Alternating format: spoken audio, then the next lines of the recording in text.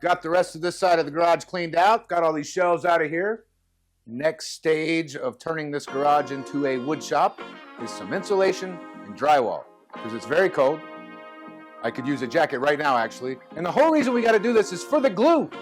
We don't want the glue to get too cold. Surely you carpenters can understand that.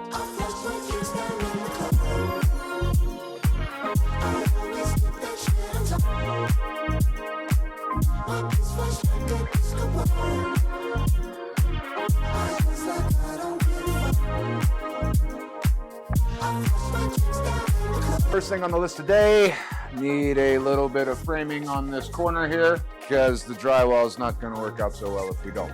So we're going to take care of that.